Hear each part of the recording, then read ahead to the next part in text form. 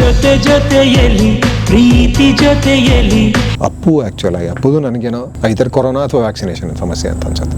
ಅಷ್ಟೊಂದು ಫಿಟ್ ಆಗಿದ್ದರು ಸಡನ್ನಾಗಿ ಹಾಗೆ ಕಾರ್ಡಿಯಾಕ್ ಅರೆಸ್ಟ್ ಆಗುತ್ತೆ ಅಂದರೆ ಪ್ರೂವನ್ ಅಲ್ವಾ. ಆ್ಯಕ್ಚುಲಾಗಿ ಯುರೋಪ್ನಲ್ಲೆಲ್ಲ ವ್ಯಾಕ್ಸಿನೇಷನಿಂದ ಸತ್ರು ಅಂತ ಇದೇ ಮಾಡ್ತಾರಲ್ಲ, ಕೋರ್ಟ್ನಲ್ಲೇ ಪ್ರೂವ್ ಆಯಿತು. ಅದಾದಮೇಲೆ ಇವರು ನಮ್ಮ ಪ್ರಧಾನಿಗಳು ಫೋಟೋ ತೆಗೆದಾಕಿದ್ರು ಸರ್ಟಿಫಿಕೇಟಿಂದ. ಇವ್ರು ಬಂದು ಇವಾಗ ಹೇಳ್ಕೊಡ್ತಾರೆ ನಮಗೆ ಡೀಸೆಲ್ ಉಳಿಸೋದು. ನಾನು ಮೊದಲೇ ಉಳಿಸ್ತಾ ಇದ್ದೀನಿ ಮಗ, ಇನ್ನೂ ಉಳಿಸು ಅಂತಂದ್ರೆ ನಾನು ಎಲ್ಗೂ ಹೋಗಂಗಿಲ್ಲ. ಆಮೇಲೆ ಇವ್ರಿಗೆ ಆದ್ರೆ 100 ಕಾರ್ ಇದೆ, ಏರೋಪ್ಲೇನ್ ಇದೆ, ಹೋಗ್ತಾರೆ ಇವ್ರು ಉಳಿಸ್ಬೇಕು, ನಾನೇ ಉಳಿಸ್ಬೇಕು.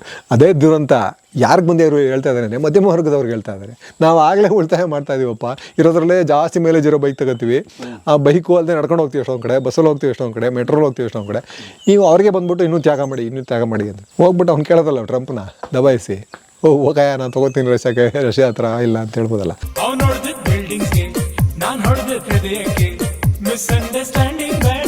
ಈಗ ಸರ್ ಕೋವಿಡ್ ತೊಂದರೆ ಕೊಡ್ತಾ ನಿಮಗೆ? ಕರಿ ಸಿನಿಮಾ ಅಂತ ನಿಂತಿತ್ತು, ಸುಮಾರು ತೊಂದರೆ ಆಯಿತು. ಅಂದರೆ ದುಡ್ಡಿನ ವಿಷಯದಲ್ಲಿ ತೊಂದರೆ ಆಯಿತು. ಸುಮಾರು ಸ್ನೇಹಿತರು ತೀರ್ಕೊಂಬಿಟ್ರು, ಒಂದಿಬ್ಬರು ಸ್ನೇಹಿತರು ತೀರ್ಕೊಂಡ್ರು, ನನ್ನ ಹೆಂಡತಿ ತಂದೆ ತೀರ್ಕೊಂಬಿಟ್ರು.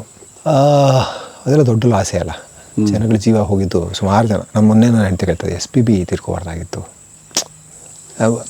ಆಡೋದಿಲ್ಲ ಅದು ಹೆಂಗೆ, ಅದು ಹಂಗೆ ಸಾಧ್ಯನೇ ಇಲ್ಲ. ನಾವೆಲ್ಲ ಆಡಿದ್ರೆ ನಾವೇ ಕೇಳೋಕ್ಕಾಗಲ್ಲ. ಸೊ ಆ ಥರದ ದನಿ ಎಲ್ಲ ಸಾಯಬಾರ್ದಾಗಿತ್ತು. ಅದು ಇದ್ದಿದ್ದು ಎಷ್ಟೋ ಜನಕ್ಕೆ ಒಪ್ಪು ಸಿಗ್ತಾಯಿತ್ತು. ಹಾಡುಗಳ ಸಂಗೀತ ಅದೇ ತಾನೆ, ಕಲೆ ಅದೇ ತಾನೆ, ಆರ್ಟ್ ಅಪ್ರಿಸಿಯೇಷನ್ ಅಂದರೆ ಅದೇ. ನೀವು ಹಾಡನ್ನು ಅದರ ರಸ ಆಸ್ವಾದನೆ ಮಾಡ್ಲಿಕ್ಕೆ ಸಾಧ್ಯ ಆಯಿತು ಅಂದರೆ ಅದಕ್ಕಿಂತ ಏನಿದೆ. ಬೇಕಾದಷ್ಟು ಜನ ಅರ್ನಿಂಗ್ ಮೆಂಬರ್ಸ್ ಅವರೆಲ್ಲ ಹೊರಗಡೆ ಬಂದವರು ತಾನೇ ಇನ್ಫೆಕ್ಷನ್ ಜಾಸ್ತಿ ಆಗಿದ್ದು. ಏನು ಕಾರಣ ಏನು ಗೊತ್ತಿಲ್ಲ. ಈಗಲೂ ನಮಗೆ ಇನ್ನೂ ಕತ್ತಲಲ್ಲಿ ತಡವ್ತಾನೆ ಇದ್ದೀವಿ ಇನ್ನೂ ಅದರ ಎಫೆಕ್ಟ್ಸು. ಅಪ್ಪು ಆ್ಯಕ್ಚುಲಾಗಿ ಅಪ್ಪುದು ನನಗೇನೋ ಐದರ್ ಕೊರೋನಾ ಅಥವಾ ವ್ಯಾಕ್ಸಿನೇಷನ್ ಸಮಸ್ಯೆ ಅಂತ ಅನ್ಸುತ್ತೆ. ಅಷ್ಟೊಂದು ಫಿಟ್ ಆಗಿದ್ದರು ಸಡನ್ನಾಗಿ ಹಾಗೆ ಕಾರ್ಡಿಯಾಕ್ ಅರೆಸ್ಟ್ ಆಗುತ್ತೆ ಅಂದರೆ ಇದು ಪ್ರೂವನ್ ಅಲ್ವಾ. ಆ್ಯಕ್ಚುಲಾಗಿ ಯುರೋಪ್ನಲ್ಲೆಲ್ಲ ವ್ಯಾಕ್ಸಿನೇಷನಿಂದ ಸತ್ರು ಅಂತ ಇದೇ ಮಾಡ್ತಾರಲ್ಲ, ಕೋರ್ಟ್ನಲ್ಲೇ ಪ್ರೂವ್ ಆಯಿತು. ಅದಾದಮೇಲೆ ಇವರು ನಮ್ಮ ಪ್ರಧಾನಿಗಳು ಫೋಟೋ ತೆಗೆದಾಕಿದ್ರು ಸರ್ಟಿಫಿಕೇಟಿಂದ. ಎಂಥ ಕೀಳು ಅಭಿರುಚಿಯ ಮನುಷ್ಯ ಅಂತ ನನಗೆ ಇವಾಗ ಮಾತಾಡೋಕ್ಕೆ ಒಂಥರ ಆಗುತ್ತೆ ಈ ಮನುಷ್ಯನ ಬಗ್ಗೆ. ಒಂದು ನಮ್ಮ ದುಡ್ಡಲ್ಲಿ, ಜನಗಳ ದುಡ್ಡಲ್ಲಿ ಜನಗಳಿಗೆ ಸರ್ಟಿಫಿಕೇಟ್ ಕೊಡ್ತಾ ಅವ್ರ ಫೋಟೋ ಹಾಕ್ಕೊಳ್ಳೋದು ಅಂದರೆ ಎಷ್ಟು ಅಸಹ್ಯ. ಅದಾದಮೇಲೆ ಅದರಿಂದ ಸಮಸ್ಯೆ ಅಂತ ಗೊತ್ತಾದ ತಕ್ಷಣ ಫೋಟೋ ತೆಗೆಯೋದು ಇನ್ನೂ ಅಸಹ್ಯ. ಎಷ್ಟು ಹಿಂಸೆ ಇದೆಲ್ಲ. ಸುಮಾರು ಜನ ಹಾಗೆ ತೀರ್ಕೊಂಡಿದ್ದೆಲ್ಲ ತುಂಬಾ ದೊಡ್ಡ ದುರಂತ. ಅವ್ನು ಚಂದ್ರ ಅಂತೂ ನನ್ನ ಕಾಲೇಜ್ ಮೇಟ್. ಅವ್ನಿಗೇನೋ ಸಿನಿಮಾ ಮಾಡಬೇಕು ಅಂತ ಭಾರಿ ಇಂಟ್ರೆಸ್ಟು. ಇದೊಂದಿದೆ, ಈ ತೆಲುಗು ಬೆಲ್ಟ್ ಇದೆಯಲ್ಲ ನಮ್ಮಲ್ಲಿ, ಹಾಂ, ಸಿನಿಮಾ ಭಯಂಕರ. ಚಿರಂಜೀವಿ ಪಿಕ್ಚರೆಲ್ಲ ನೋಡಿ ತಲೆ ಕೆಟ್ಟು ಹೋಗಿರ್ತಾವ್ರೆ. ಹಾಂ, ಅದೇ ಹೇಳಿದ್ನಲ್ಲ, ನಕ್ಸಲಿಸಮ್ಮು ಚಿರಂಜೀವಿ, ಇವನು ಚಿರಂಜೀವಿ ಫುಲ್ಲು ನಕ್ಸಲಿಸಮ್ ಸಿಕ್ಕಾಪಟ್ಟೆ. ಅಂದರೆ ನಕ್ಸಲ್ ಐಡಿಯಾಲಜಿ, ಕಮ್ಯುನಿಸ್ಟ್ ಐಡಿಯಾಲಜಿ ಸಿಕ್ಕಾಪಟ್ಟೆ. ಸೊ ಹಾಗಾಗಿ ಹೇಳಕ್ಕೆ ಬೇಕಾದಷ್ಟಿದೆ, ತಲೆಯಲ್ಲಿ ತುಂಬಿ ತುಳುಕ್ತಾ ಇದೆ. ಆದರೆ ಇವ್ನು ಏನೋ ಮಾಡೋದು ಕೆಟ್ಟದಾಗ ಮಾಡೋನು ಪಿಕ್ಚರ್ ಇಲ್ಲ, ಕತೆ ಎಲ್ಲ ಕೆಟ್ಟದಾಗ ಮಾಡ್ಕೊಂಬರೋನು. ಸರಿ, ನಾನು ಹೇಳೋದು ಮಾತು ಕೇಳಿದ್ರೆ ಕೂತ್ಕೊತೀನಿ ಕತೆಗೆ ಅಂತ ಕೂತ್ಕೊಂಡು ಸುಮಾರು ಕತೆಗಳನ್ನ ಮಾಡಿದ್ವಿ ಒಟ್ಟಿಗೆ. ಸೊ ಒಂದೆರಡು ಯಾವಾಗ ಕೆಟ್ಟ ಸಿನಿಮಾಗಳನ್ನ ಮಾಡ್ದೆ, ಎಲ್ಲ ಹೋಗಿ ಅರ್ಧಂಬರ್ಧ ಡೈರೆಕ್ಟ್ ಮಾಡಿ ಏನೋ ಮಾಡ್ದೆ. ಸರಿ, ಏನೋ ಮಾಡ್ಕೊತ ಬಿಟ್ಬಿಟ್ಟಿದ್ದೆ ನಾನು. ಒಂದು ಯಾವಾಗಲೂ ಒಂದು ಒಳ್ಳೆ ಡೀಸೆಂಟಾಗಿ ದುಡ್ಡು ಹಾಕುವಂಥ ಪ್ರೊಡ್ಯೂಸರ್ ಸಿಕ್ಕಿದ್ರೆ ನಮಗೆ ಬೇಕಾದಷ್ಟು ಚಿಕ್ಕದಾಗೇ ಮಾಡೋಣ ಅಂತ ಒಂದೆರಡು ಕತೆ ಎಲ್ಲ ಮಾಡ್ಕೊಂಡಿಟ್ಕೊಂಡಿದ್ದೆ. ಟಕ್ ಅಂತ ಒಂದು ದಿವಸ ರಾತ್ರಿ ಫೋನ್ ಮಾಡಿದೆ. ಅವತ್ತು ಆ್ಯಕ್ಚುಲಾಗಿ ನನ್ನ ಹೆಂಡತಿಗೆ ಕೋವಿಡ್ ಆಗೋಗ್ಬಿಟ್ಟಿತ್ತು. ಅವಳು ಐಸೋಲೇಷನ್ ಇದ್ದು, ಅವ್ರ ಅಪ್ಪ ಅಮ್ಮಂಗೆ ಕೋವಿಡ್ ಆಗೋಗ್ಬಿಟ್ಟಿದ್ರು. ಅವರಿಬ್ಬರು ಹಾಸ್ಪಿಟಲಿದ್ದರು. ಮನೆಯಲ್ಲಿ ನಾನು ಮಕ್ಕಳನ್ನ ಇಟ್ಕೊಂಡು ನಾನೊಬ್ಬನೇ ಇದ್ದೆ, ಇಬ್ಬರು ಚಿಕ್ಕ ಮಕ್ಕಳು. ಅವ್ನು ರಾತ್ರಿ ಫೋನ್ ಮಾಡಿದೆ, ನಂಗೆ ಉಸಿರಾಡೋಕೆ ಕಷ್ಟ ಆಗ್ತಾಯಿದೆ ಅಂತ ಅಂದ್ಬಿಟ್ಟು. ಆವತ್ತೇ ತಾನೇ ಯಾವುದೋ ಹೋಮಿಯೋಪತಿಕ್ ಏನೋ ಮಾತ್ರೆ ಬಂದಿತ್ತು, ಅದನ್ನ ತೊಗೊಂಬಂದಿಟ್ಟಿದ್ದೆ ನಾನು. ಅದು ತೊಗೊಂಬಂದು ನಾನು ಕಳಿಸ್ತೀನಿ ನಿನಗೆ ಅಂತಂದೆ. ಅದು ಅವ್ನು ನನಗೂ ಹೇಳಿಲ್ಲ, ಹೇಳ್ಕೊಳಕ್ಕೆ ಮುಚ್ಕರ ಅಂತ ಅಂದ್ಬಿಟ್ಟು. ಅವ್ನು ನಮ್ಮ ಫ್ರೆಂಡ್ ಜೈ ಅಂತ ಇದ್ದಾರೆ, ಅವ್ನ ಪ್ರೊಡಕ್ಷನೆಲ್ಲ ಹೆಲ್ಪ್ ಮಾಡ್ತಾರೆ, ಅಸೋಸಿಯೇಟ್ ಡೈರೆಕ್ಟ್ರಾಗಿ. ಅವ್ರಿಗೆ ಫೋನ್ ಮಾಡಿ, ಅವರು ನನಗೆ ಫೋನ್ ಮಾಡಿ, ನಾನು ಇವ್ನಿಗೆ ಫೋನ್ ಮಾಡಿ ಇದೇ ಕಳಿಸ್ತೀನಿ ಅಂತ. ಅವತ್ತು ರಾತ್ರಿ 9:30 10 ಗಂಟೆಲೋ ಕಳಿಸಿ ಮತ್ತೆ ಫೋನ್ ಮಾಡಿ ಅವ್ನಿಗೆ ಹೆಂಗೆ ತೊಗೋಬೇಕು ಇದನ್ನು ಅಂತೆಲ್ಲ ಹೇಳಿದೆ. ಅದೆಷ್ಟೆಲ್ಲ ಹೇಳಿ ಮಲ್ಕೊಂಡಿದ್ದೀನಿ. 4 ಗಂಟೆಗೆ ಕಾಲ್ ಬಂತು.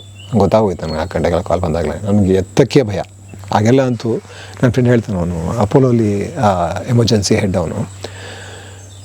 ಅವನಿಗೆ ಅಳು ಬರದಂತೆ ಕಾಲ್ ಬಂದರೆ. ಆಡವರ್ಸಲ್ಲಿ ಕಾಲ್ ಬಂದರೆ ಅಳು ಬರೆದುಕೊಳೋ ನನಗೆ. ಯಾಕಂದರೆ ಎಲ್ಲ ಪರಿಚಯ ಇರೋರೆ, ಎಲ್ರಿಗೂ ಇದೆ ಗೊತ್ತು, ಇದೇ ಸಮಸ್ಯೆ, ಏನೋ ಎಮರ್ಜೆನ್ಸಿ ಇರುತ್ತೆ ಅಂತ. ನಾನು ಏನೂ ಮಾಡೋಕ್ಕಾಗ್ತಾಯಿರಲಿಲ್ಲ, ರಿಸೀವ್ ಮಾಡೋಕ್ಕೆ ಆಗ್ತಾಯಿರಲಿಲ್ಲ ನನಗೆ. ಕೂತ್ಕೊಂಡು ಅಳ್ತಾ ಇದ್ದೆ ಅಂತ ಅವ್ನು ಹೇಳ್ತಾ ಇದ್ದ. ಅವ್ನು ಹೇಳ್ತಾನೆ, ಎಷ್ಟೊಂದು ಜನ ಡಾಕ್ಟ್ರುಗಳು ಕೂತ್ಕೊಂಡು ಅಳ್ತಾ ಇದ್ರು ಎಲ್ಲನೇ ಅಂತ. ಏನು ಮಾಡೋ ಹೆಲ್ಪ್ಲೆಸ್ ಆಗಿದ್ರು. ಏನು ಗೊತ್ತಾಗ್ತಾಯಿಲ್ಲ, ಹೆಂಗೆ ಟ್ರೀಟ್ಮೆಂಟ್ ಗೊತ್ತಾಗ್ತಾಯಿಲ್ಲ, ಏನೋ ಒಂದು ಇಟ್ಕೊಂಡು ಹೋಗ್ತಾರೆ, ಅದರಿಂದನೇ ಸಮಸ್ಯೆಗಳಾಗ್ತಾಯಿದೆ. ಹೀಗೆ ದೊಡ್ಡ ದುರಂತ. ಗೊತ್ತಿಲ್ಲ, ಅದ್ರ ಹಿಂದೆ ಇರೋ ಕಾನ್ಸ್ಪಿರಸಿ ಥಿಯರಿಗಳನ್ನೆಲ್ಲ ಕೇಳಿದ್ರೆ ಸಾಧ್ಯನೂ ಇರ್ಬೋದೇನೋ ಅನ್ಸುತ್ತೆ. ನನ್ನ ಮಗನ ಜೊತೆ ಮಾತಾಡ್ತಾ ಹೇಳ್ತಾ ಇದ್ದೆ, ಅವನು ಅದೇ ಹೇಳ್ತಾ ಇದ್ದೆ, ಬರುತ್ತೆ ಎಷ್ಟೊಂದು ಕಾನ್ಸ್ಪಿರಸಿ ಥಿಯರಿಗಳು, ಯಾವ್ದು ನಿಜ ಯಾವ ಸುಳ್ಳು ಗೊತ್ತಾಗಲ್ಲ ಮಗನೇ ಅಂತಂದರೆ ಮ್ಯಾನಿಪುಲೇಷನ್ ಎಲ್ಲ ಕಡೆ ಇದೆಯಲ್ಲ ಅಪ್ಪು, ಮಾಡ್ತಾನೆ ಇದ್ದಾರೆ, ಆಗುತ್ತೆ, ಸಾಧ್ಯ ಇದೆ, ಯಾಕೆ ಸಾಧ್ಯ ಇಲ್ಲ. ಎಪ್ಸ್ಟೀನ್ ಫೈಲ್ಸ್ನಲ್ಲಿ ಮಾಡ್ತಾ ಇರೋರು ಮಾಡಿದ್ದ ಕೆಲಸಗಳನ್ನೆಲ್ಲ ಈಗ ಈಚೆ ಬಂದಿರೋಷ್ಟು ಕೆಲಸಗಳನ್ನು ನೋಡಿದ್ರೇ ದುಡ್ಡಿರೋರು ಏನು ಬೇಕಾದ್ರೂ ಮಾಡ್ತಾರೆ. ಅವ್ರಿಗೆ ಏನು ಎಲ್ಲನೂ ನೋಡ್ಬಿಟ್ಟು ಎಲ್ಲ ನಾರ್ಮಲ್ ಆಗೋಗ್ಬಿಡುತ್ತಲ್ಲ, ಹೊಸ್ದಾಗಿ ಥ್ರಿಲ್ ತೊಗೊಳೋದಕ್ಕೆ ಏನು ಬೇಕಾದ್ರೂ ಮಾಡ್ತಾರೆ. ಜೊತೆಗೆ ಜಗತ್ತನ್ನು ಪೂರ್ತಿ ಕಂಟ್ರೋಲ್ ಮಾಡಬೇಕಲ್ಲ. ಇನ್ನೊಂದು ಕಾನ್ಸ್ಪಿರಸಿ ಥಿಯರಿ ಎಲ್ಲ ಓದ್ದೆ, ಇಂಟ್ರೆಸ್ಟಿಂಗ್ ಆಗಿದೆ. mRNA ಟ್ರ್ಯಾಕ್ ಮಾಡ್ಬೋದು ಅಂತ ಅಂದ್ಬಿಟ್ಟು. mRNA ಇಂಜೆಕ್ಟ್ ಮಾಡೋದಲ್ಲ ನಮಗೆಲ್ಲ ವ್ಯಾಕ್ಸಿನ್ ಮೂಲಕ. ಏನದು mRNA ವ್ಯಾಕ್ಸಿನು, ಕೋವಿಡ್ ವ್ಯಾಕ್ಸಿನ್? ಹಾಂ, ಕೋವಿಡ್ ವ್ಯಾಕ್ಸಿನ್. ಅದರೊಳಗಡೆ mRNA ಮೆಸೆಂಜರ್ RNA ಹಾಕಿದ್ರು. DNA RNAಗಳಿರುತ್ತಲ್ಲ, ಅದರಲ್ಲಿ ಮೆಸೆಂಜರ್ RNA, ಆ ಮೆಸೆಂಜರ್ RNA ಆ ಮೆಸೇಜನ್ನ ತೊಗೊಂಡೋಗುತ್ತೆ. ಆ್ಯಂಟಿಬಾಡೀಸ್ನ ಹುಟ್ಟು ಹಾಕೋದಕ್ಕೆ ಮೆಸೇಜ್ ತೊಗೊಂಡೋಗುತ್ತೆ. ಅದು ಮೆಸೇಜ್ ತೊಗೊಂಡೋಗಿ ನಮ್ಮ DNA ಒಳಗಡೆ ಅದನ್ನು ನಮ್ಮ ಇದು ಇಂಪ್ಲಾಂಟ್ ಮಾಡುತ್ತೆ. ಅದು ಈ RNA ಹೋಗಿ mRNA ಅದಾದಮೇಲೆ ಅಲ್ಲಿಂದ ಆ್ಯಂಟಿಬಾಡೀಸ್ ಉತ್ಪಾದನೆ ಆಗೋಕ್ಕೆ ಶುರು ಆಗುತ್ತೆ. ಸೊ ಇದು ಮೆಸೆಂಜರ್ನ ನಾವು ಒಬ್ಬ ಮೆಸೆಂಜರ್ನ ಕಳಿಸ್ದಂಗೆ ಆ ಮೆಸೆಂಜರ್ನ ನೀವು ಈ ಇನ್ಫಾರ್ಮೇಷನ್ ಹಾಕಿ ಕಳಿಸ್ಬೋದು. ಅಂದರೆ ಅದನ್ನು ಟ್ರ್ಯಾಕ್ ಮಾಡೋಕ್ಕಾಗಲ್ವಾ ಅಂತ. ಸೊ ಎಲ್ಲರನ್ನೂ ಟ್ರ್ಯಾಕು ಮಾಡ್ಬೋದು, ಮ್ಯಾನಿಪುಲೇಟು ಮಾಡ್ಬೋದು ಅಂತ ಏನು ಹೇಳ್ತಾರೆ ಹೊಸದಾಗಿ, ಗೊತ್ತಿಲ್ಲ. ಮನುಷ್ಯನೇ ಅವ್ರ ಥಾಟ್ ಪ್ರಾಸೆಸ್ನ ಏನು ಬೇಕಾದ್ರೂ ಮಾಡ್ಬೋದಲ್ಲ. ಈಗ RNA ಲೆವೆಲ್, DNA ಲೆವೆಲಲ್ಲಿ, DNA ಲೆವೆಲಲ್ಲಿ ಏನನ್ನು ಇಂಜೆಕ್ಟ್ ಮಾಡಿ ಒಂದು ಈಗ ಸಿಮ್ ಕಾರ್ಡ್ ಥರ ಅದು ಅಂತ ಅಂದ್ಕೊಂಡ್ರೆ, ನಮ್ಮವರಲ್ಲಿ ಹೇಳ್ತಾರಲ್ಲ $2,000 ಚಿಪ್ಪಿದೆ ಅಂತ, ಚಿಪ್ಪು ಕೊಟ್ಬಿಟ್ರಲ್ಲ. ಹಂಗೆ ಏನು ಬೇಕಾದ್ರೂ ಸಾಧ್ಯ ಇದೆ. ಈಗ ಒಂದು ಹಂಟ ವೈರಸ್ ಲಿಕ್ವಿಡ್ ಸಿಮ್ ಥರ ಅನ್ಕೊಳ್ಳೋದು ಇದು ಇರ್ಬೋದೇನೋ. ಇಂಟ್ರೆಸ್ಟಿಂಗ್ ಆಗಿದೆ ಐಡಿಯಾ. ಸಿನಿಮಾ ಮಾಡೋದಕ್ಕೆ ಇಂಟ್ರೆಸ್ಟಿಂಗ್ ಇದೆ. ಈ ಶಂಕರ್ ಗೊತ್ತಾರೆ, ತಮಿಳ್ ಸಿನಿಮಾ ಶಂಕರ್ ಗೊತ್ತಾರೆ, ಇದು ಸಿನಿಮಾ ಮಾಡ್ತಾರೆ. ನಾನು ವೆಟ್ರಿ ಒಂದ್ಸಲ ವಡಚೆನ್ನೈ ಮಾಡ್ತಾ ಇದ್ದಾಗ ಒಂದು ನ್ಯೂಸ್ ಬಂತು. ನಾನು ನ್ಯೂಸ್ ಓದಿದೆ, ಪೇಪರ್ಲಿ ಓದ್ಬಿಟ್ಟು ಅವ್ನು ವೆಟ್ರಿಗೆ ಹೇಳಿದೆ, ಅದೇನಂದರೆ ಬ್ರೈನಿಗೆ ಸೆನ್ಸರ್ಸ್ನ ಕನೆಕ್ಟ್ ಮಾಡಿ ಮ್ಯೂಸಿಕ್ನ ಯೋಚನೆ ಮಾಡಿದ್ರೆ ಮ್ಯೂಸಿಕ್ ಆಗೋಂಗೆ ಅದು ಮ್ಯೂಸಿಕಾಗಿ ಕನ್ವರ್ಟ್ ಮಾಡುತ್ತೆ ಅಂತ. ಹಾಗೆ 10 ವರ್ಷ ಹಿಂದೆ ಮಾಡಿದ್ರು ಅದನ್ನ. ಆಲ್ಮೋಸ್ಟ್ 10 ವರ್ಷ ಆಯಿತು, 9 ವರ್ಷನೋ ಆಯಿತು ವಡಚೆನ್ನೈ ಇದು ಮಾಡಿ. ನಾವು ಶೂಟ್ ಮಾಡಿ 9 ವರ್ಷನೋ ಆಯಿತು ಅನಿಸುತ್ತೆ. ಆಗ ವೆಟ್ರಿಗೆ ಹೇಳಿದೆ, ವೆಟ್ರಿ ಹೇಳಿದೆ ಚೆನ್ನಾಗಿ, ಹೌದು ಕಿಶೋರ್, ಇವಾಗ ಏನಂದರೆ ನನ್ನ ತಲೆಗೆ ಸೆನ್ಸರ್ ಹಾಕೊಂಬಿಟ್ಟು ನಾನು ಪಿಕ್ಚರ್ ಯೋಚನೆ ಮಾಡ್ತೀನಿ, ಪಿಕ್ಚರ್ ಆಗ್ಬಿಡ್ಬೇಕು ಹಂಗೇನೆ. ನಾನು ಅವಾಗ ಹೇಳಿದೆ, ಹೌದು, ಹಂಗೆ ಆಗ್ಬಿಟ್ರೆ ನಮಗೆಲ್ಲ ಕೆಲಸ ಇಲ್ಲಪ್ಪ ಅಂತ. ನಾನು ನಿನ್ನೆ ಇಟ್ಕೊಂಡು ಯೋಚನೆ ಮಾಡ್ತೀನಿ, ನಿನಗೆ ರಾಯಲ್ಟಿ ತಗೋ ನೀನು ಅಂತ. ಸೊ ನಾವು ಆವಾಗ AI ಎಲ್ಲ ಇನ್ನೂ ಶುರುವಾಗೇ ಇರಲಿಲ್ಲ. ಸೊ ಸುಮ್ಮನೆ ಯೋಚನೆ ಮಾಡಿದ್ವಿ, ಇದೊಂದಾಗಿತ್ತು, ಇದೊಂದು ಇಟ್ಕೊಂಡು AI ಬಂದೇ ಬಿಡ್ತಲ್ಲ, ಮುಂದೆ ಬಿಡ್ತು. ಸೊ ಇವತ್ತು ಸೀನು ಪ್ರಾಂಪ್ಟ್ ಬರೆದು ಅಷ್ಟೇ ಮಾಡಲಿ ಅಂದರೆ ಬರುತ್ತದು, ಎಲ್ಲನೂ ಕ್ರಿಯೇಟ್ ಮಾಡುತ್ತೆ. ಸ್ವಲ್ಪ ಲಾಸ್ ಇದೆ, ಅದು ಕಲಿತಾ ಇದೆ, ಸಿಕ್ಕಾಪಟ್ಟೆ ಫಾಸ್ಟಾಗಿ ಕಲಿತಾ ಇದೆ. ಅದು ಭಯಂಕರ ಸ್ಟೂಡೆಂಟ್ ಅಲ್ಲ, ಅದು ಈಸಿ ಮೆಮೊರಿ, ಅಷ್ಟೊಂದು ಮೆಮೊರಿ ಇದೆ. ₹1,000 ಖರ್ಚು ಮಾಡಿ ಅದು ಎಷ್ಟೊಂದು ರಿಸೋರ್ಸಸ್ ಯೂಸ್ ಮಾಡಿ, ನೀರು ಇವನ್ನೆಲ್ಲ ಯೂಸ್ ಮಾಡಿ ಚೆನ್ನಾಗಿ ಹಾಳು ಮಾಡಿಟ್ಟಿದ್ದಾರೆ. ಸೊ ಅದು ಕಲ್ತು ಎಲ್ಲ ನಾನು ಒಂದು ದಿವಸ ನಮ್ಗೆ ಯಾರಿಗೂ ಕೆಲಸ ಆಗುತ್ತೆ. ಜೊತೆಗೆ ಅದು ಎಲ್ಲರನ್ನೂ ಕಂಟ್ರೋಲ್ ಮಾಡ್ತಾ ಇರುತ್ತೆ. ಅವೇ ಮಾತಾಡ್ಕೊತಾ ಇವೆ ಅಂತಲ್ಲ, ಬಾಟ್ಸ್, AI ಬಾಟ್ಸ್ ಒಂದಕ್ಕೊಂದು ಮಾತಾಡ್ಕೊತಾ ಇವೆ ಅಂತ ಇಂಡಿಪೆಂಡೆಂಟಾಗಿ. ಇದರಿಂದ ಇದಕ್ಕೆ ಇನ್ಫಾರ್ಮೇಷನ್ ಹೋಗುತ್ತೆ. ಈಗ ಇದು ಒಂದು ಈಗ ChatGPT ಕೇಳ್ತೀವಿ, ಅದು ಇದಕ್ಕೆ ಜೆಮಿನೈನ ಹೋಗಿ ಅಲ್ಲಿಂದ ಹೋಗಿ ಇನ್ಫಾರ್ಮೇಷನ್ ತರುತ್ತೆ, ಇದೆಲ್ಲ ಮಾಡುತ್ತಲ್ಲ. ಸೊ ಈ 2 ಚಾಟ್ ಬಾಟ್ಗಳು ನಮ್ಮ ಇನ್ಸ್ಟ್ರಕ್ಷನ್ ಇಲ್ಲದೇ ಮಾತಾಡ್ಕೊಳ್ತಾ ಇವೆ ಅಂತ. ಸೊ ಏನು ಬೇಕಾದ್ರೂ ಆಗ್ಲಿಕ್ಕೆ ಸಾಧ್ಯ. ಸೊ ಇದನ್ನು ನಂಬೋದೇನೋ, ಟ್ರ್ಯಾಕಿಂಗ್ ನಮ್ಮನ್ನು ಮಾಡ್ಬೋದೇನೋ. ಯಾರೋ ಒಂದು ದಿವಸ ಎಲ್ಲರನ್ನೂ ತಿರ್ಗಿಸ್ಬಿಡಿ, ಎಲ್ಲ ಕಡೆ ಹೋಗಿ ಸೀದಾ ಹೋಗಿ ಸಮುದ್ರಕ್ಕೆ ಬಿದ್ದೋಗಿ ಅಂದರೆ ಎಲ್ಲ ಹೋಗಿ ಬಿದ್ದೋಗ್ಬಿಡ್ತೀವಿ. ಬೊಮ್ಮನೆ ಹಳ್ಳಿಯ ಕಿಂದರಿ ಜೋಗಿ. ಸೊ ಇದೆ AI ಕಿಂದರಿ ಜೋಗಿ mRNA. ಈಗ ಹೇಗಿದೆ ನಿಮಗೆ ಅವಕಾಶದ ಫ್ಲೋ ಕಡಿಮೆ ಇದೆಯಾ ಇಲ್ಲ ಆಫ್ಟರ್ ಕೋವಿಡ್? ಇಲ್ಲ, ಅದೇ ಸಿನಿಮಾದವ್ರು ನಿಜವಾಗ್ಲೂ ಮೆಚ್ಕೋಬೇಕು. ಮಾರ್ಕೆಟ್ ಇಲ್ಲ, ಪಿಕ್ಚರ್ಗಳು ಓಡ್ತಾ ಇಲ್ಲ, ಎಷ್ಟೆಲ್ಲ ಸಮಸ್ಯೆ ಇದು. ಸಿನಿಮಾ ರಿಲೀಸ್ ಎಲ್ಲಿ ಮಾಡ್ತಾರೆ ಇವರು ಅಂತಲೇ ಗೊತ್ತಲ್ಲ. ಪಾಪ ಎಷ್ಟೊಂದು ಜನ ಬರ್ತಾರೆ, ಕತೆ ಹೇಳ್ತಾರೆ. ಓಕೆ, ಕೆಲವೆಲ್ಲ ಅದ್ಭುತವಾಗಿದೆ, ಎಲ್ಲರೂ ನಂಬ್ಕೊಂಡೇ ಮಾಡ್ತಾರೆ. ಕೆಲಸ ಮಾಡ್ಬೇಕಾದ್ರೆ ಎಲ್ರಿಗೂ ಒಂದು ಕನ್ವಿಕ್ಷನ್ ಅಂತೂ ಇದ್ದೇ ಇರುತ್ತೆ. ಕೆಲವು ನನ್ನ ದೃಷ್ಟಿಯಲ್ಲಿ ಅಷ್ಟು ಅದ್ಭುತವಾಗಿಲ್ಲ ಅಂತಂದಾಗೆಲ್ಲ ಅವ್ರಿಗೆ ಕೆಲವ್ರಿಗೆ ಹೇಳ್ಬಿಡ್ತೀನಿ. ಕೆಲವರಿಗೆ ಒಂದು ಸ್ವಲ್ಪ ಪರವಾಗಿಲ್ಲ ಅಂದರೆ ಕೂತ್ಕೊಂಡು ಕೆಲಸ ಮಾಡೋಣ ಇದನ್ನ ಅಂತ ಹೇಳ್ತೀನಿ. ಕೂತ್ಕೊಂಡು ಮಾಡಿದ್ರೆ ಕೆಲವರು ಓಪನ್ ಆಗಿರ್ತಾರೆ. ಸೊ ಸ್ಕ್ರಿಪ್ಟಲ್ಲಿ ಕೂತ್ಕೊಂಡ್ಬಿಡ್ತೀರಿ ನೀವು? ಹಾಂ, ಒಂದು ಸುಮಾರಿಂದ ಒಂದು 12-13 ವರ್ಷದಿಂದ ಮಾಡ್ತಾಯಿದ್ದೆ ಕೆಲಸ. ನನಗೆ ಇಂಟ್ರೆಸ್ಟ್ ಅದು ಮೇಯ್ನಾಗಿ. ಸೊ ಜೊತೆಗೆ ನಾನು ಅದೇ ಆ ತಿಕ್ಕಲತನೇ ಡೈರೆಕ್ಟ್ ಮಾಡೋದಕ್ಕೂ ಫೋರ್ಸ್ ಮಾಡಿರೋದು.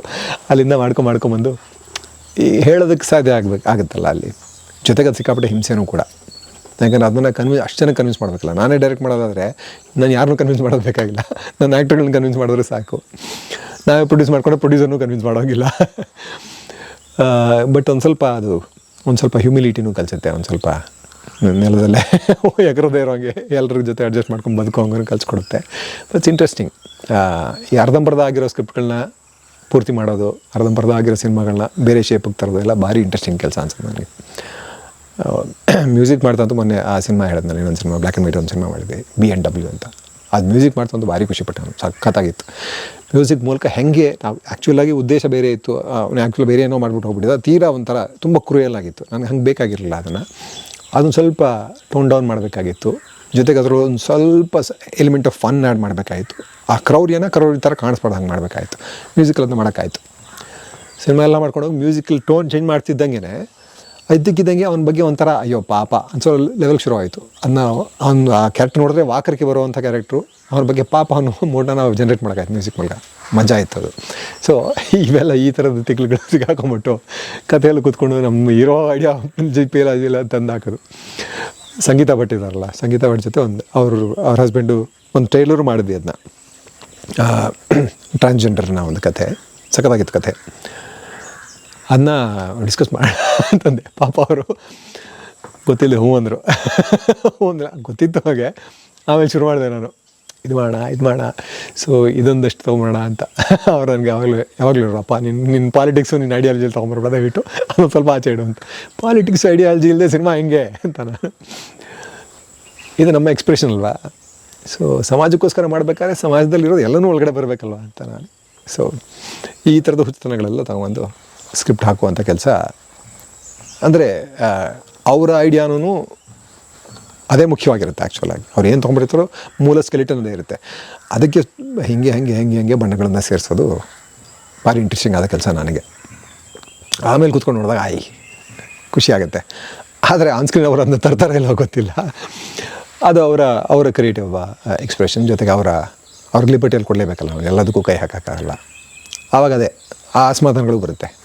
ಗೊತ್ತಿಲ್ಲ ನನಗೆ ಈ ರೈಟ್ರುಗಳೆಲ್ಲ ಹೆಂಗೆ ಅವ್ರ ಸ್ಕ್ರಿಪ್ಟ್ನ ಇನ್ನೊಬ್ರು ಕೊಟ್ಬಿಟ್ಟು ನೀವು ಡೈರೆಕ್ಟ್ ಮಾಡ್ಕೊಂಡು ಬಿಟ್ಬಿಡ್ತಾರೆ ಅಂತ. ನಿಜವಾಗ್ಲೂ ಸಿಕ್ಕಾಪಟ್ಟೆ ಒಂಥರ ಬಿಟ್ಟು ಕೊಡುವ ಒಂದು ಇದು ಬರುತ್ತೆ ಅನಿಸುತ್ತೆ. ಅಂದರೆ ಅಷ್ಟು ತುಂಬ ಮನಸ್ಸು ಗಟ್ಟಿ ಇರಬೇಕು. ನಮ್ಮನೆ ಹೆಣ್ಮಗಳು ಮದುವೆ ಮಾಡಿ ಕಳಿಸೋದು ಒಂದು ಒದ್ದಾಟ. ಹಂಗೆ ನೀವು ಹುಡ್ಸಿರೋ ಮಗು ಅಲ್ಲ ಅದು, ಅದನ್ನು ತೊಗೊಂಡೋಗಿ ನೀವು ಏನು ಬೇಕಾದ್ರೂ ಮಾಡಿ ಅಂತ ಹೆಂಗೆ ಕೊಟ್ಬಿಡಕ್ಕೆ ಸಾಧ್ಯ.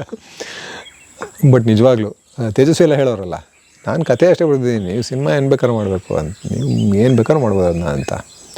ಹೆಂಗೆ ಅಷ್ಟೊಂದೆಲ್ಲ ಡಿಟ್ಯಾಚ್ಮೆಂಟ್ ಒಂದು ಕಥೆಯಿಂದ ಹೆಂಗೆ ಬರೋಕ್ಕೆ ಸಾಧ್ಯ ಅಂತ ಗೊತ್ತಿಲ್ಲ. ನಮಗಂತೂ ಹಂಗೆ ತಗೊಳಕ್ಬಿಟ್ಟಿದ್ದು. ಅಯ್ಯೋ ನಾ ಅದಕ್ಕೆಲ್ಲ ಹಂಗೆಲ್ಲ ಹಿಡಿದು ನಾವು ಹಿಂಗೆ ಅಂತ ಅನ್ಸ್ತಾ ಇರುತ್ತೆ ಅವ್ರು ಮಾಡ್ತಾ ಇರ್ಬೇಕಾರೆ. ಗೊತ್ತಿಲ್ಲ. ಆಮೇಲೆ ಅದರಲ್ಲಿ ಬರೆದಿರೋ 10% 5%ಅಲ್ಲೇ ಹಿಂಗೆ ಅನ್ಸೋರು, ಪೂರ್ತಿ 100% ಬರೋರಿಗೆ ಹೆಂಗೆ ಅನಿಸ್ಬೇಕು. ಕಷ್ಟ ಇದೆ. ಬಟ್ ಸ್ಟಿಲ್ ಅದನ್ನೆಲ್ಲ ಅಕ್ಸೆಪ್ಟ್ ಮಾಡ್ಕೊಳ್ಳುವಂಥ ಅಷ್ಟು ವಿಶಾಲ ಮನಸ್ಸು ಬರಹಗಾರಿಗಿರೋದು ನಿಜವಾಗ್ಲೂ ಖುಷಿ ಅನಿಸುತ್ತೆ. ಎಷ್ಟೊಂದು ಕಾದಂಬರಿಗಳು ಸಿನಿಮಾಗಳಾಗಿದ್ವಿ. ಹಂಗೆ ನೀನು ಆಗಬೇಕು, ನೋಡಬೇಕು ಏನೇನಾಗುತ್ತೆ. ಆಮೇಲೆ ಅದೊಂದು ಸಮಸ್ಯೆ ಇದೆ. ನಾವು ಡೈರೆಕ್ಟರ್ ಆಗ್ತೀವಿ ಅಂತ ಹೋದರೆ, ಎಲ್ಲರೂ ಬರಿತೀವಿ ಅಂತ ಕೂತ್ಕೊಂಡ್ಬಿಟ್ರೆ ಕಥೆಗಳು ಅಷ್ಟೊಂದು ಅದ್ಭುತವಾದ ಕಥೆಗಳನ್ನೆಲ್ಲ ಏನು ಮಾಡೋದು. ಇದೇ ಒಂದಷ್ಟು ಆಸೆಗಳಿದೆ, ಒಂದಷ್ಟು ಕಥೆಗಳನ್ನೆಲ್ಲ ಸಿನಿಮಾ ಮಾಡಬೇಕು ಅಂತ. ನೋಡಬೇಕವೆಲ್ಲ ಎಷ್ಟು ಮಟ್ಟಿಗೆ ಕೊಡುತ್ತೆ ಅಂತ. ಓದ್ಬಿಟ್ರೆ ಅದೊಂದು ಸಮಸ್ಯೆ. ಜಾಸ್ತಿ ಓದ್ಬಿಟ್ರೆ ಎಲ್ಲನೂ ಸಿನಿಮಾ ನೋಡ್ಬೇಕು ಅನ್ಸುತ್ತೆ ನಮ್ಮ ಸಿನಿಮಾದವ್ರಿಗೆ. ಅಯ್ಯೋ ಇದು ಸಾಕಾಗಿ ಎಷ್ಟು ಸಿನಿಮಾ ಅಂತ ಮಾಡೋದು, ಒಂದು ಮಾಡೋಕ್ಕಾಗಿಲ್ಲ. ಕೊನೆಗೆ ಇಲ್ಲಿ ಬಂದು ವ್ಯವಸಾಯ ಮಾಡ್ಕೊಂಡು ಕೂತ್ಕೊಳ್ಳೋದು. ಈ ಮತ್ತೆ ಫ್ಯಾಮಿಲಿ ಟೈಮ್ ಇದೆಯಾ? ಟೈಮ್ ಕೊಡೋಕ್ಕಾಗ್ತಿದೆಯಾ? ಕಷ್ಟ ಇದೆ. ಅದೊಂದು ಗಿಲ್ಟ್ ಯಾವಾಗಲೂ ಇದ್ದೇ ಇರುತ್ತೆ. ಹಾಗಾಗಿ ಪೂರ್ತಿ ಟೈಮ್ ಕೊಡೋಕ್ಕಾಗಿಲ್ಲ ಅನಿಸುತ್ತೆ ನನಗೇನೋ ಗಿಲ್ಟ್ ಅದು ಭಾರಿ ಇದೆ. ಮಕ್ಕಳು ಅದು ಸಿಕ್ಕಾಪಟ್ಟೆ ಕಾಡುತ್ತೆ. ಈಗ ಮಕ್ಕಳು ಬೆಳೆಯೋ ಟೈಮಲ್ಲಿ ಅವ್ರ ಜೊತೆಗೆ ಇರೋಕ್ಕಾಗಲ್ಲ. ಅದನ್ನೆಲ್ಲ ಆ ಅನುಭವಗಳೆಲ್ಲ ಹೆಚ್ಚಿಗೆ ಸಿಕ್ಕಲಿಲ್ಲ. ಆದಷ್ಟು ವೇಟ್ ಮಾಡ್ತಾಯಿದ್ದೆ. ನನಗೆ ಯಾವುದು ಸೋಷಿಯಲ್ ಸರ್ಕಲ್ ಇಲ್ಲ, ಯಾವ ಪಾರ್ಟಿಗೆ ಹೋಗ್ತಾ ಇರಲಿಲ್ಲ, ಒಂದು ಸಿನಿಮಾ ಯಾವ ಫಂಕ್ಷನ್ಗೆ ಹೋಗ್ತಾ ಇರಲಿಲ್ಲ. ಶೂಟಿಂಗ್ ಮಾತ್ರ ಹೋಗ್ತಾಯಿದ್ದೆ. ಶೂಟಿಂಗ್ ಬಿಟ್ಟರೆ ನಾನು ಯೂಶ್ವಲಿ ಏನು ಮಾಡ್ತೀನಿ ಅಂದರೆ, ರಾತ್ರಿ ಶೂಟಿಂಗ್ ಹೋದಾಗ ರಾತ್ರಿ ವಾಪಸ್ ಮಾಡ್ತೀನಿ. ಲಾಸ್ಟ್ ಫ್ಲೈಟ್ ಸಿಗೋಷ್ಟಾದರೆ ಲಾಸ್ಟ್ ಫ್ಲೈಟೇ ಬುಕ್ ಮಾಡ್ಕೊಂಡ್ಬಿಡ್ತೀನಿ. ನಿದ್ರೆ ಹೋಗುತ್ತೆ, ಬಟ್ ನಿದ್ರೆ ಹೋದ್ರೂ ಪರವಾಗಿಲ್ಲ. ಬೆಳಗ್ಗೆ ಮಕ್ಕಳು ಸ್ಕೂಲ್ಗೆ ಹೋಗ್ಬೇಕಾದ್ರೆ ಇಲ್ಲಿ ಇರಬೇಕು ಅಂತ ಅವಾಗೆಲ್ಲ ಅದೇ ಮಾಡ್ತಾಯಿದ್ದೆ. ಜೊತೆಗೆ ರಾತ್ರಿ ಇಲ್ಲೇ ಇದ್ದು ಬೆಳಗ್ಗೆ ಎಷ್ಟೊತ್ತಿಗಾರು ಬುಕ್ ಮಾಡಿದ್ವಿ ಪರವಾಗಿಲ್ಲ. ಬೆಳಗ್ಗೆ 3 ಗಂಟೆಗೆ ಇಲ್ಲಿಂದ 3 ಅವರ್ ಹೋಗ್ಬೇಕು. ಅದೊಂದು ಹುಚ್ಚುತನ ಇದೆ. ಬಸ್ಸಲ್ಲಿ ಹೋಗಬೇಕು ಅಂತ. ಅರ್ಧ ದಾರಿ ಆಟೋ, ಅರ್ಧ ದಾರಿ ಬಸ್ಸು. ಮೇಕ್ರಿ ಇದು ತನಕ ಇದು ST ಮಾಲ್ ತನಕ ಆಟೋಲ್ಲಿ ಹೋಗ್ಬಿಟ್ರೆ ಅಲ್ಲಿ ಜಾಸ್ತಿ ಬಸ್ಗಳು ಸಿಗ್ತವೆ. ಇಲ್ಲಿಗೆ ಏರ್ಪೋರ್ಟಿಗೆ. ಸೊ ಅಲ್ಲಿ 3 ಗಂಟೆ ಮುಂಚೆ ಹೊರಡಬೇಕು. ಇಲ್ಲ, ಹೋಗೋದು ವೇಸ್ಟ್ ಅಲ್ಲ, ಪೆಟ್ರೋಲ್ ಅಂತ, ಡೀಸೆಲ್ ವೇಸ್ಟ್ ಆಗುತ್ತೆ, ನ್ಯಾಷನಲ್ ವೇಸ್ಟು ಅಂತ. ಇವ್ರು ಬಂದು ಇವಾಗ ಹೇಳ್ಕೊಡ್ತಾರೆ ನಮಗೆ ಡೀಸೆಲ್ ಉಳಿಸೋದು. ನಾನು ಮೊದಲೇ ಉಳಿಸ್ತಾ ಇದ್ದೀನಿ ಮಗ, ಇನ್ನೂ ಉಳಿಸು ಅಂತಂದ್ರೆ ನಾನು ಎಲ್ಗೂ ಹೋಗಂಗಿಲ್ಲ. ಆಮೇಲೆ ಇವ್ರಿಗಾದ್ರೂ 100 ಕಾರ್ ಇದೆ, ಏರೋಪ್ಲೇನ್ ಇದೆ, ಹೋಗ್ತಾರೆ ಇವ್ರು ಉಳಿಸ್ಬೇಕು, ನಾನೇ ಯಾಕೆ ಉಳಿಸ್ಬೇಕು. ಅದೇ ದುರಂತ ಯಾರಿಗೆ ಬಂದು ಅವರು ಹೇಳ್ತಾ ಇದ್ದಾರೆ, ಮಧ್ಯಮ ವರ್ಗದವ್ರಿಗೆ ಹೇಳ್ತಾ ಇದ್ದಾರೆ. ನಾವು ಆಗಲೇ ಉಳಿತಾಯ ಮಾಡ್ತಾ ಇದೀವಪ್ಪ, ಇರೋದ್ರಲ್ಲೇ ಜಾಸ್ತಿ ಮೈಲೇಜ್ ಇರೋ ಬೈಕ್ ತಗೋತೀವಿ. ಆ ಬೈಕು ಅಲ್ಲದೆ ನಡ್ಕೊಂಡು ಹೋಗ್ತೀವಿ ಎಷ್ಟೊಂದು ಕಡೆ, ಬಸ್ಸಲ್ಲಿ ಹೋಗ್ತೀವಿ ಎಷ್ಟೊಂದು ಕಡೆ, ಮೆಟ್ರೋಲ್ ಹೋಗ್ತೀವಿ ಎಷ್ಟೊಂದು ಕಡೆ. ನೀವು ಅವ್ರಿಗೆ ಬಂದ್ಬಿಟ್ಟು ಇನ್ನೂ ತ್ಯಾಗ ಮಾಡಿ ಅಂತ ಹೋಗ್ಬಿಟ್ಟು ಅವ್ನು ಕೇಳೋದಲ್ಲ ಟ್ರಂಪ್ನ ದಬಾಯಿಸಿ, ಹೋಗಯ್ಯ ನಾನು ತೊಗೋತೀನಿ ರಷ್ಯಾ ಹತ್ರ ಇಲ್ಲ ಅಂತ ಹೇಳ್ಬೋದಲ್ಲ. ನಿಜ ಗ್ಲೋಬಲ್ ಇಶ್ಯೂಸ್ ಇದೆ.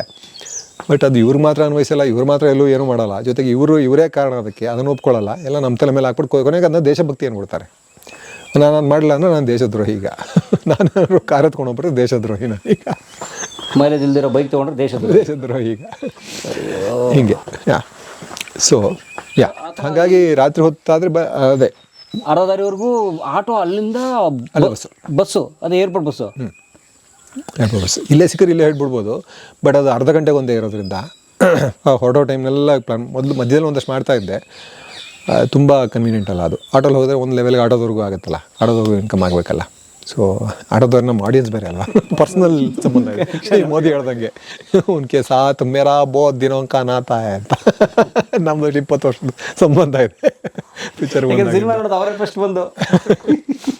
ಸೊ ಆಟೋಲ್ಲಿ ಹೋಗ್ಬಿಟ್ಟು ಅಲ್ಲಿಂದ ಬಸ್ ಹೊತ್ಕೊಂಡು ಏರ್ಪೋರ್ಟ್ ಹೋಗ್ಬಿಡ್ತೀರಾ? ಬಸ್ಸಿಂದ ಏರ್ಪೋರ್ಟ್ ವಾಪಸ್ ಬರ್ತಾ ಡೈರೆಕ್ಟ್ ಬಸ್ಸು, ಅಲ್ಲಿಂದ ಬಸ್ ಬಂದ್ಬಿಡುತ್ತೆ, ಮನೆ ತನಕ ಬರುತ್ತೆ ಆರಾಮಾಗಿ ಬಸ್ಸು, ಬಸ್ಸಲ್ಲಿ ಬರ್ಬೋದು. ಜಯನಗರ್ಗೆ. ಹಿಂಗಾಗಿ ಏನಂದರೆ ಟ್ರಾನ್ಸ್ಪೋರ್ಟ್ ಟೈಮ್ ಜಾಸ್ತಿ ಆಗ್ಬಿಡುತ್ತೆ, ಅದೇ ಸಮಸ್ಯೆ. ಸೊ ಬೆಳಗ್ಗೆ ಹೊರಡ್ಬೇಕು ಶೂಟಿಂಗ್ ಅಂದರೆ ನಾನು 3 ಗಂಟೆ ಅಥವಾ 2:30 ಎದ್ದೇಳಬೇಕು. 3 ಗಂಟೆಗೆ ಹೊರಟ್ರೆ 3 ರಿಂದ 4, 5, 6 ಗಂಟೆ ಫ್ಲೈಟ್ ಹಿಡಿಬೋದು. 6 ಗಂಟೆ ಬುಕ್ ಮಾಡಿದೆ. ಹಾಗಾಗಿ ಅವ್ರನ್ನ ಕೇಳೋದು, ಫಸ್ಟ್ ಶಾರ್ಟೇ ನಂದಿದೆಯಾ? ಇವಾಗೆಲ್ಲ ಮುಂಚೆಲ್ಲ ಕೇಳೋಕ್ಕಾಗ್ತಿರಲ್ಲ, ಈಗ ಕೇಳೋದು ಫಸ್ಟ್ ಶಾರ್ಟೇ ನಂದಿದ್ದರೆ 6 ಗಂಟೆಗೆ ಮಾಡಿ, ಇಲ್ಲ ನಾನು ಸ್ವಲ್ಪ 7 ಗಂಟೆಗೆ ಮಾಡಿ, ನಾನು 3 ಗಂಟೆಗೆ ಹೊಡ್ತೀನಿ, 2 ಗಂಟೆಗೆ ಹೇಳಬೇಕಿಲ್ದಿದ್ರೆ ಅಂತ. ಸೊ ಅದೇ ಇದನ್ನೆಲ್ಲ ಅಂದರೆ ಮಕ್ಳ ಜೊತೆ ಕಳೆಯೋಕ್ಕಾಗ್ದಿದ್ದು ಆವಾಗೆಲ್ಲ ಈ ಕೂತ್ಕೊಂಡು ಕಳೆಯೋದಕ್ಕೆ ಟ್ರೈ ಮಾಡೋದು.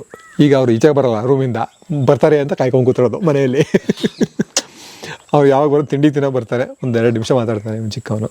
ದೊಡ್ಡವನಾದ್ರೆ ಪರವಾಗಿಲ್ಲ, ಅಂದರೆ ಒಂದು ಲೆವೆಲ್ಗೆ ಅವನಿಗೆ ಅರ್ಥ ಆಗಿದೆ ಯಾಕೆ ಅವನು ಇರ್ತಾನೆ, ಅಥವಾ ಯಾಕೆ ನಾವು ಕೆಲಸ ಬಿಟ್ಬಿಟ್ಟು ಬಂದು ಕೂತ್ಕೋತೀವಿ ಇಲ್ಲಿ.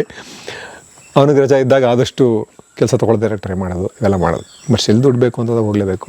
ಈಗ ಇವ್ನು ಚಿಕ್ಕವನಿಗೆ ರಜಾ ಇದೆ, ಮನೇಲಿ ಹುಷಾರಿಲ್ಲ ಇದ್ದಾನೆ, ನಾಳೆ ಶೂಟಿಂಗ್ ಕೊಡಬೇಕಾಯ್ತು, ಸದ್ಯ ಅದೊಂದು ದಿವಸ ಮುಂದಕ್ಕೆ ಹೋಗಿದೆ. ಈಗ ಹಂಗಾಗಿ ಒಂದು ದಿವಸ ಸಿಗುತ್ತೆ. ಸೊ ಕಷ್ಟ ಇದೆ ಸಿನಿಮಾದಲ್ಲಿರೋರು ಎಲ್ರಿಗೂ ಈ ಸಮಸ್ಯೆ ಇದೆ.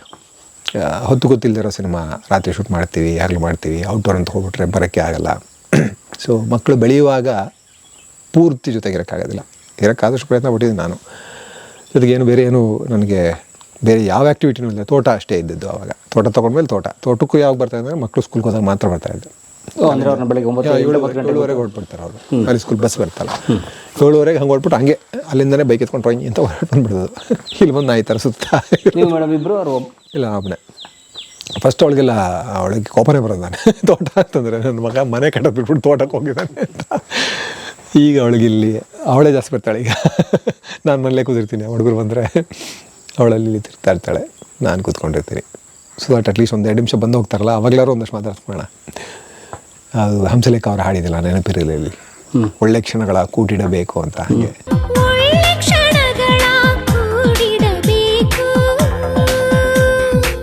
ಸೊ ಇಷ್ಟೇ ತಾನೇ, ಇನ್ನೇನು ಇರಲ್ಲ. ವಯಸ್ಸಾಗ್ತಾ ನಮಗೆ ಮೆಮರೀಸ್ ಅಷ್ಟೇ ಉಳ್ಕೊಳತ್ತೆ. ಆದಷ್ಟು ಮೆಮರೀಸ್ನ ಹುಟ್ಟಾಕ್ಕೊಳ್ತಾನೆ.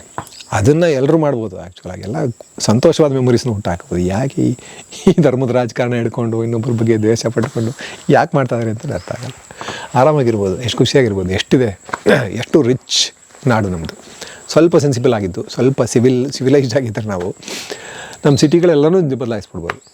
ಒಬ್ರಿಗೆ ಇನ್ನೊಬ್ಬರ ಬಗ್ಗೆ ಕನ್ಸರ್ನೇ ಇಲ್ಲ, ಅದೇ ಸಮಸ್ಯೆ. ಒಬ್ರು ಇನ್ನೊಬ್ಬರನ್ನ ಮನುಷ್ಯರ ಥರ ನೋಡ್ತಾನೆ ಇಲ್ಲ, ಅದೇ ಸಮಸ್ಯೆ. ನಂದಲ್ಲ, ನನ್ನ ಜವಾಬ್ದಾರಿ ಅಲ್ಲ ಅಂತ ಎಲ್ಲನೂ ಹಾಳು ಮಾಡ್ತೀವಿ, ನಂದು ಮಾತ್ರ ನೋಡ್ಕೊತೀನಿ. ಅವ್ರದ್ದೂ ಸರಿ ನೋಡ್ಕೊಳ್ಳಲ್ಲ. ನಮ್ಮ ಮನೆಯ ಸುತ್ತ ರೆಸಿಡೆನ್ಸ್ ವೆಲ್ಫೇರ್ ಗ್ರೂಪ್ ಎಲ್ಲ ಮಾಡ್ಕೊಂಡಿದ್ದಾರೆ ವಾಟ್ಸಪ್ಪಲ್ಲಿ. ಗ್ರೂಪಲ್ಲಿ ಮನೆ ಮುಂದೆ ನಾಯಿ ಓಡಾಡಿದ್ರೆ, ನಾಯಿ ಟಾಯ್ಲೆಟ್ ಮಾಡಿಬಿಟ್ರೆ ಬೈಯೋವಂಥ ಜನ. ಸೆಗ್ರಿಗೇಷನ್ಗೆ ಕಾರ್ಪೊರೇಷನ್ ಇದೆ, ಕಾರ್ಪೊರೇಷನ್ ಅವ್ರು ಬರ್ತಾರೆ ದಿವಸ ಸೆಗ್ರಿಗೇಷನ್ಗೆ. ಮನೆಯಲ್ಲೇ ಜಾಗಗಳಿದೆ, ಎಲ್ಲರೂ ದೊಡ್ಡ ಸೈಟ್ಗಳು, 60-40 ಸೈಟ್ಗಳು. ಎಲ್ಲರ ಮನೇಲೂ ಕಾಂಪೋಸ್ಟ್ ಮಾಡ್ಬೋದು, ಏನು ಮಾಡಲ್ಲ, ವೇಸ್ಟು ಕೊಡಲ್ಲ ಅವ್ರಿಗೆ. ತೊಗೊಂಡು ಎಲ್ಲ ಕವರಲ್ಲಿ ತಂತಂತಂದು ಯಾವುದೋ ಮಾರ್ದ ಹತ್ರ ಇಡ್ತಾರೆ. ಸೊ ಜಯನಗರದವರು ಎಲ್ಲ ಕಡೆ ತಿಳಿದಿರೋ ಅದು ಯಾಕೆ ಮಾಡ್ತಾರೆ ಅಂತ, ಏನು ಸುಖ ಸಿಗುತ್ತೆ ಅವ್ರಿಗೆ ನನಗೆ ಅರ್ಥ ಆಗಿಲ್ಲ. ಅದು ನಿಲ್ಸಿ ಕೇಳಬೇಕು ಅನಿಸುತ್ತೆ, ಬಟ್ ಕೇಳಿದ್ರೆ ಅದು ಸಭ್ಯತೆ ಅಲ್ಲ. ಮುಖದ ಮೇಲೆ ನೋಡ್ದಂಗೆ ನೀವು ಕಳ್ಳ ಅಂತ ಹೇಳ್ದಂಗೆ ಆಗ್ತಿಲ್ಲ, ಬಟ್ ಮಾಡಬೇಕು ಅನ್ಸುತ್ತೆ ಒಂದು ದಿವಸ ಆ ಥರ. ಸ್ವಲ್ಪ ವಯಸ್ಸಾದ್ರೆ ಅದು ಮಾಡ್ತೀವಿ. ತುಂಬ ಸಮಸ್ಯೆ ಇದೆ. ಓದಿರೋರಲ್ಲೂ ಕಡಿಮೆ, ಇನ್ನು ಓದದೇ ಇರೋರಿಂದ ನಾವು ಏನು ಎಕ್ಸ್ಪೆಕ್ಟ್ ಮಾಡೋಕ್ಕಾಗತ್ತೆ? ನೀವು ಅದನ್ನ ಅವ್ರಿಗೆ ಈ ಥರದ್ದು ಒಂದು ಜೀವನ ಸಾಧ್ಯ ಅಂತ ಹೇಳ್ಕೊಟ್ಟೇ ಇಲ್ಲ ಅಂದರೆ, ಇದೇ ನಿಮಗೆ ಮುಖ್ಯ, ಇದು ನಿಮ್ಮ ಆರೋಗ್ಯಕ್ಕೆ ಒಳ್ಳೆಯದು, ಜೊತೆಗೆ ಸುಂದರವಾಗಿರೋ ಜಾಗ ನೋಡಿದ್ರೆ ಇನ್ನೂ ಖುಷಿ ಆಗುತ್ತಲ್ಲ ನಿಮಗೆ. ಮಾನಸಿಕ ಆರೋಗ್ಯನೂ ಇನ್ನೂ ಚೆನ್ನಾಗಿ ಆಗ್ತಾ ಹೋಗುತ್ತೆ. ಕ್ಲಟ್ರಿಂಗ್ ಇವಾಗಲೂ ಕೆಡ್ತು ಅಂತ ಹೇಳ್ತಾರಲ್ಲ, ನೈಟಿ ಹೋಗಿತಾನೆ ಹೇಳ್ತಾರಲ್ಲ, ನಾನು ಸ್ವಲ್ಪ ಕ್ಲಟ್ರಿಂಗೇನೆ ಹೀಗೆಲ್ಲ ಮಾಡ್ಕೊಂಡಿರ್ತೀನಲ್ಲ ಅಧ್ವಾನ. ಒಳಗಡೆ ನೋಡಿದ್ರಲ್ಲ ಅವರು, ನನಗೆ ಸಾಕಾಗೋಯ್ತು ಒಳಗಡೆ ನೋಡ್ಬಿಟ್ಟು. ಈಗ ನಾನೇ ಎಷ್ಟೋ ನೀಟಾಗಿ ಇಟ್ಟಿದ್ದೆ, ನೀಟಾಗಿ ಒಂದು ಬುಕ್ ಶೆಲ್ಫ್ ಇಟ್ಟಿದ್ದೆ ಇಲ್ಲಿ, ಅಲ್ಲೇ ತೊಟ್ಟಿ ಪಕ್ಕದಲ್ಲಿ ಮಲ್ಕೊತಾ ಇದ್ದೀವಿ ಮುಂಚೆ. ನನಗೆ ಏನೋ ಒಂಥರ ಆ ದನಗಳು ಭಾರಿ ಇಷ್ಟ, ದನಗಳ ಆ ವಾಸನೆ ಭಾರಿ ಇಷ್ಟ. ಸೊ ಅಲ್ಲೇ ಮಲ್ಕೋಬೇಕು ಅಂತ ತೊಟ್ಟಿಯಲ್ಲಿ ಅಲ್ಲೇ ಮಲ್ಕೊತಾ ಇದ್ವಿ. ಮಳೆ ಬಂದರೆ ಮಾತ್ರ ಓಡೋಗ್ಬಿಡ್ತಾ ಇದ್ವಿ. ಇಲ್ಲಿಗೆ ಬಂದು ರೂಮ್ ಒಳಗಡೆ ಮಲ್ಕೊತಾ ಇದ್ವಿ. ಸೊ ಒಂಥರ ನಮ್ಮ ಸ್ವರ್ಗ ಇದು. ಅದನ್ನು ರೊಮ್ಯಾಂಟಿಕ್ಕಾಗಿ ಹೇಳ್ಬಿಡ್ತೀವಿ. ಆ್ಯಕ್ಚುಲಾಗಿ ನೋಡೋಕ್ಕೋದ್ರೆ ಇದು ಸ್ವರ್ಗ ಅಂತಂದರೆ ಇದು ರಿಯಲ್ ಸೆನ್ಸಲ್ಲಿ ಇವಾಗ ಕೂತ್ಕೊಂಡು ಸಖತ್ತಾಗಿದೆ ಸ್ವರ್ಗ ಅನ್ನೋದೊಂದು ಬೇರೆ. ಇದು ಆ್ಯಕ್ಚುಲಾಗಿ ಸತ್ತ ಮೇಲೆ ಹೋಗೋ ಸ್ವರ್ಗನೂ ಇದೆ ಆ್ಯಕ್ಚುಲಾಗಿ ಅಲ್ವಾ. ನಾವು ಮಣ್ಣೊಳಗಡೆ ಹೋದ್ಮೇಲೆ ಅದೇ ಸ್ವರ್ಗ ಅಲ್ಲ. ಅಲ್ಲಿ ಎಲ್ಲ ಕೀಟಗಳು ನಮ್ಮ ದೇಹನ ತಿಂದು ಮತ್ತು ಪ್ರಕೃತಿಯಲ್ಲಿ ನಾವು ಲೀನವಾಗಿ ಹೋಗೋದೆ ಅದೇ ತಾನೇ ಸ್ವರ್ಗದ ಕಾನ್ಸೆಪ್ಟೇ ಅದು ಅನಿಸುತ್ತೆ. ನಾವು ಸುಮ್ಮನೆ ಎಲ್ಲೋ ಅಲ್ಲಿದೆ ಸ್ವರ್ಗ ಅಂತ ಅಲ್ಲಿ ಮೇಲ್ಗಡೆ ನೋಡ್ತೀವಿ, ಮೇಲ್ಗಡೆ ಭೂಮಿ ಒಳಗಡೆ ವಾಪಸ್ ಇಲ್ಲೆಲ್ಲ ತಂದೆ ನನ್ನ ಮಕ್ಳಿಗೆ ಅದು ಹೇಳ್ತೀನಿ. ನಾನು ಸತ್ತರೆ ಏನು ಮಾಡಬಾರ್ದು, ಪೂಜೆ ಗೀಜೆ ಏನು ವೇಸ್ಟ್ ಮಾಡಬಾರ್ದು, ಏನು ಮಾಡಬಾರ್ದು, ತೊಗೊಂಡೋಗಿ ಸೈಲೆಂಟಾಗಿ ಮಣ್ಣೊಳಗಡೆ ಹಾಕ್ಬಿಡಿ. ನನ್ನ ಎಲ್ಲ ಹುಳ ಪಳ ಎಲ್ಲ ತಿಂದು ಬಿಡ್ಬೇಕೆಲ್ಲ ಅಷ್ಟೇ. ಅದೇ ತಾನೇ ಪ್ರಕೃತಿಯಲ್ಲಿ ಲೀನ ಆಗೋದು. ಪಂಚಭೂತಗಳಲ್ಲಿ ಲೀನವಾದರು ಅಂದರೆ ಅದೇ ತಾನೇ. ಅದಾಗಬೇಕಾಯ್ತು. ನಮ್ಮಲ್ಲಿ ಏನೇನೋ ಮಾಡ್ತೀವಿ, ಏನೇನೋ ಕಸ್ಟಮ್ಸ್ ಮಾಡ್ಕೊಂಡ್ಬಿಟ್ಟಿದ್ವಿ, ಸುಟ್ಟಾಕ್ತೀವಿ, ವೇಸ್ಟ್ ಮಾಡ್ತೀವಿ ಬಾಡಿನೂ. ಅದೇ ಸ್ವರ್ಗ. ಇಲ್ಲೇ ಸ್ವರ್ಗ, ಇಲ್ಲೇ ನರಕ. ನರಕ ನಾವು ಮಾಡ್ತಾಯಿದ್ದೀವಿ, ಬಿಡಲ್ಲ. ಸ್ವರ್ಗನ ನರಕ ಮಾಡದೆ ಬಿಡಲ್ಲ ನಾವು. ಸರ್ ನೀವೆಂತಕ್ಕೆ ಹಿಂಗೆ ಮಾಡಿದ್ರಿ? ಪ್ರಮೋಷನ್ ವಿಷಯ ಹೇಳಿದೆ ಸರ್.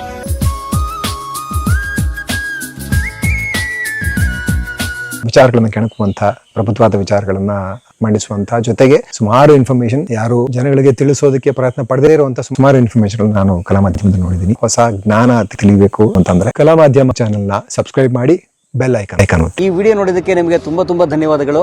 ಪುಸ್ತಕಗಳನ್ನ ಓದು ಮನಸ್ಸನ್ನ ಅರಳಿಸುತ್ತೆ, ಬುದ್ಧಿಯನ್ನು ಚುರುಕು ಮಾಡುತ್ತೆ, ಕಾಣದ ಹೊಸ ಲೋಕವನ್ನು ಪರಿಚಯಿಸುತ್ತೆ. ಹಾಗಾಗಿ ಓದುವ ಸಂಸ್ಕೃತಿ ಹೆಚ್ಚಾಗ್ಲಿ. ಧನ್ಯವಾದ.